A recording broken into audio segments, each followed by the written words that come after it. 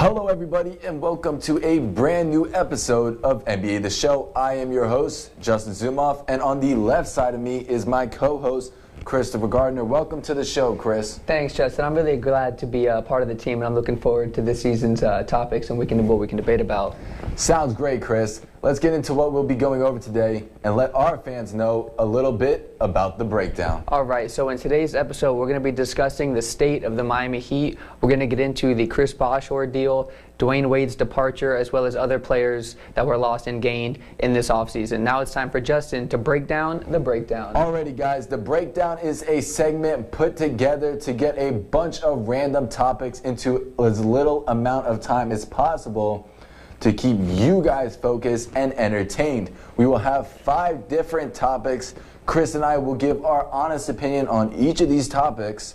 Each topic will be allowed just 30 seconds to answer each question. So Chris, guess what? What's that? It's now time for the show.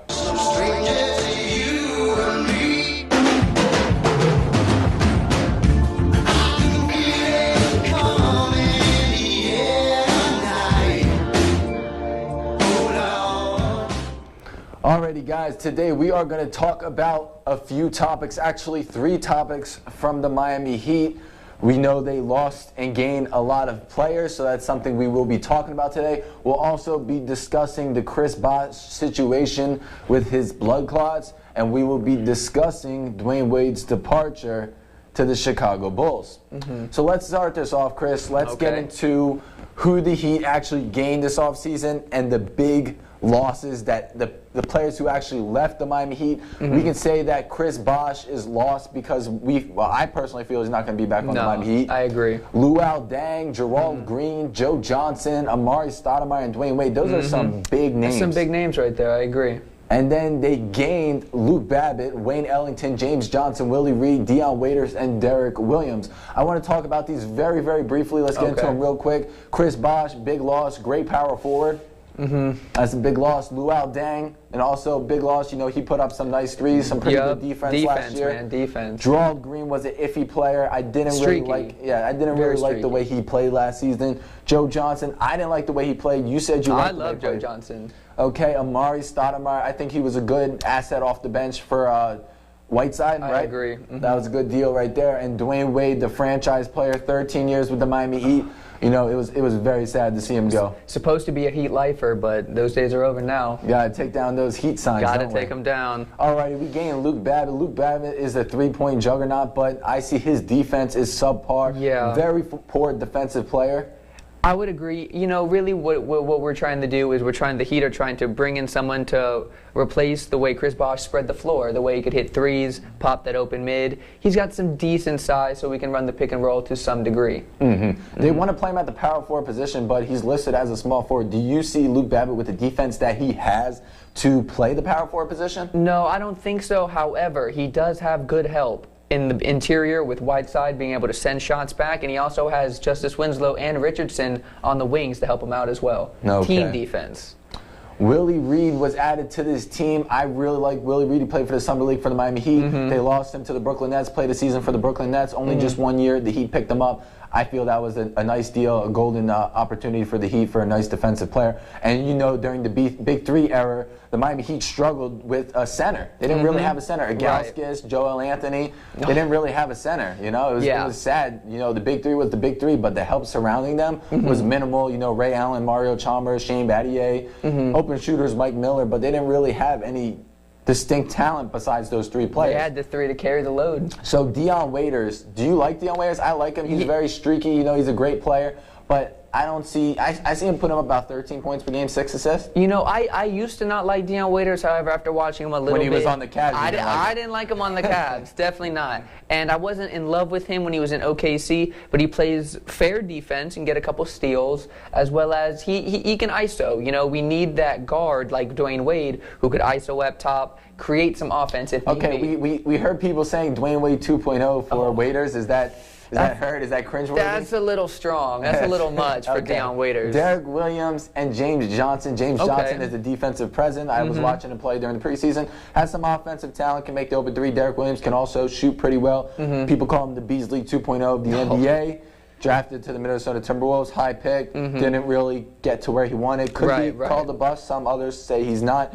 Do you think Derek Williams is a great addition to this team and that he'll find his original, he'll find his niche? Yeah, exactly. I think that he is a fair acquisition to the team. I think he's kind of good in many areas. He doesn't excel in any one particular area, but with the Heat's roster, I don't think they need him to do I think they need him to do everything a little bit more than focus on one thing, because the bulk of the scoring is going to come from other players, not Derek Williams. Yes. Alrighty, Chris, let's move on to the Chris Bosh topic. Okay. And I personally feel, and we were debating about this and talking about this for the longest time, Chris Bosh is done in this league. You say he's not. He could bring presence to another team, and you thought some other teams out when you were looking, and you want to break down some numbers with our fans here and talk about what is the situation with Chris Bosh. I'm going to let you take it over. Absolutely. Tell us a little bit about Chris Bosh. Absolutely. So Chris Bosh, he's an all-star year in and year out for the Heat. However, the Heat are not not going forward with Bosh due to blood clot reasons.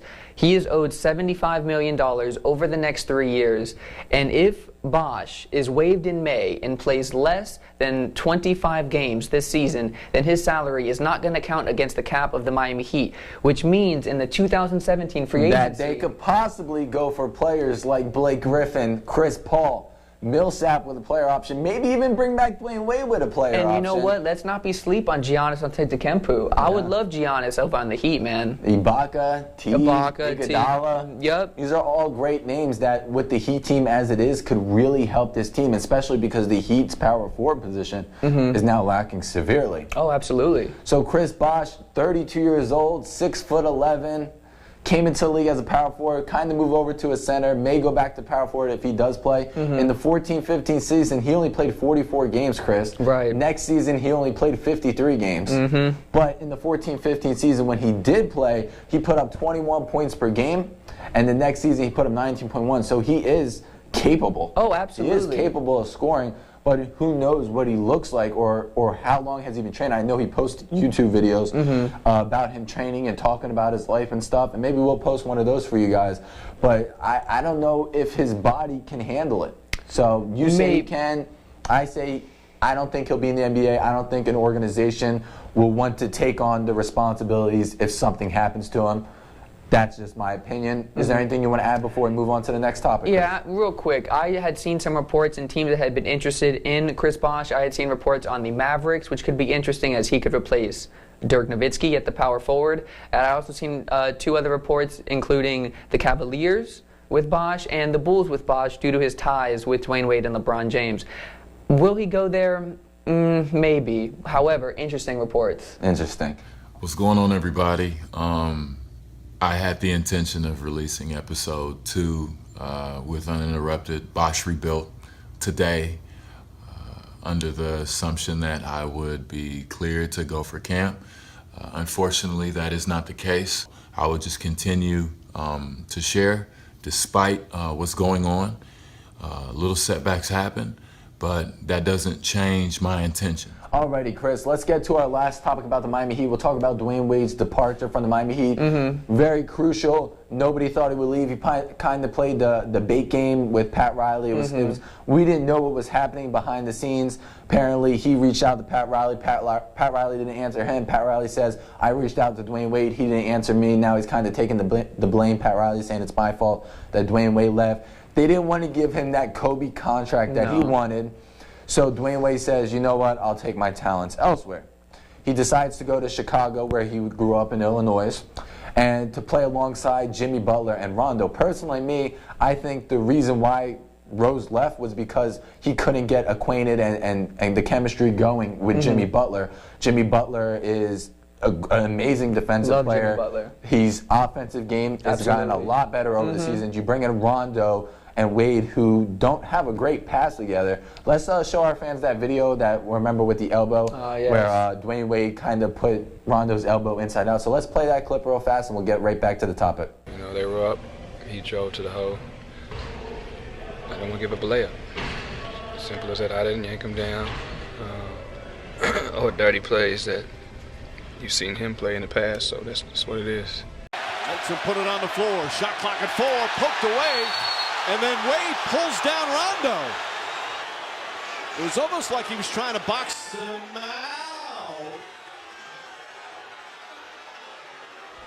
Alrighty, guys, you saw the clip. 13 seasons with the Miami Heat. Dwayne Wade brought 3 championships to the Miami Heat. Our organization hasn't been around long. I believe about 28 years the Miami Heat been around. So Dwayne Wade bringing a championship in 05-06, playing with Shaq and other people like Antoine Walker, Gary Payton, Jason Williams. That was the first time they won a championship. Then they won, in the 4 years of the Big Three era, they won 2 championships. Dwayne Wade was a great player at all. He won a scoring title one year where he put up almost 30 points per game. Yeah. That was really nice, He was balling. So Dwayne Wade leaving, how does that make you feel as a fan of Dwayne Wade? You know, it hurts to see him leave the Heat in the way he did. I feel that he was bullied by Pat Riley because I feel that Dwayne Wade needed the Heat more than the Heat needed Dwayne Wade. That big contract, not to mention his lack of range, and the Heat are moving into more of a pace and space type of team. When they signed Dwayne Wade for 1 year for that $20 million, it kind of gave me that thought that he wasn't going to stay. Why 1 year? Because the next year the cap got larger, and they were anticipating that they would pay him less. Well, So he kind of took that as an insult. Well, they had to make room for Whiteside, and you know, Whiteside is more of a dominant player. I understand that Whiteside came from the D-League. We know his story. He played in the Y. He was out of the NBA. He was drafted by the Kings, comes into the NBA, goes into the D-League, blossoms, we can say, and becomes a factor. Do you think he's overpaid? No, I think for what he does, I think he is a top 5 center. I see that, but I still think there's a maturity level with him. Absolutely. I still think he needs to mature as a player. So is there any last topics you want to talk about Dwayne Wade before we move on? I think that Dwayne Wade going to the Chicago Bulls was a very poor move for his basketball career and his legacy. I would be very surprised if the Chicago Bulls made the playoffs. And if they do, they definitely won't be any higher than a 6 or 7 seed. I think that First round exit? Oh, guaranteed first round exit. Their team has no spacing. It's Rondo who can't shoot, Dwayne Wade who can't shoot, Jimmy Butler who has a limited 3-point shot. Who is their power forward? Nikola Mirotic. Mirotic has range, and Lopez is good interior. Lopez is developing like his brother. His brother's, a nice talent. Interior player, though. Interior player. They have no range. Dwayne Wade says that he's not chasing rings. However, he's about 33 years old, or 34 years old, actually. And he's not chasing rings. So if he's going to the Bulls, what exactly is he doing? Because I don't feel he's adding to his career, because he's not going to be the main man. He says Jimmy Butler is the main man of this team. If he stayed with Miami, between him and Haslam, even though Haslam's not, a threat or anything, but he represents Heat culture because he's from Miami, Dade County. Alrighty, guys, that is the Miami Heat segment. Alrighty, Chris, it's now time for the breakdown. We have 5 topics we are going to talk about today, each of us getting an allowed time of just 30 seconds to talk about this topic. Our first topic of the day is Lamarcus Aldridge not happy on the San Antonio Spurs. Alrighty, Chris, let me break this down. 30 seconds starts now. Lamarcus Aldridge is now 31 years of age. He is an amazing player and a shooter and a back-to-the-basket player. His minutes and point production went down. However, his field goal percentage went up. Pau Gasol joined the Spurs in free agency, being that Pau also plays the power forward position. New acquisitions, Dwayne Dedmon may start the center position for the Spurs, bringing Pau off the bench. Aldridge came to the Spurs looking for rings. However, in his first season, they lost to Oklahoma City in 6 games. To put this to rest, LA says via Twitter that he is happy where he is, and everything heard is just rumors.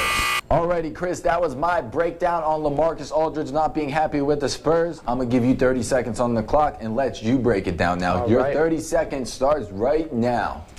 Lamarcus Aldridge cleared up on Twitter that he is cool with the Spurs, and I got to agree with him 100%. He has everything he needs there. He has a quality organization in the Spurs with a winning culture. He has a quality coach, and he has some quality players around him in Manu Ginobili, Kawhi Leonard as their number 1 option on offense and on defense. They can put him on basically anybody. They bring in Pau Gasol, who off the bench or as a starter I think can impact the game. He spreads the floor, a bit suspect on defense and rebounds against dominant bigs, but that still leaves the Spurs in a really good spot for title contention. Sounds good, Chris. So now you guys hear our opinion on Lamarcus Aldridge. Let's move on to our next topic. Alrighty, Chris, on to our next topic. Who has the higher ceiling in the NBA, Karl Anthony Towns or Anthony Davis? We could debate about this all day. Easy. But Chris, I'm going to let you start my time, and I'm going to go take this over.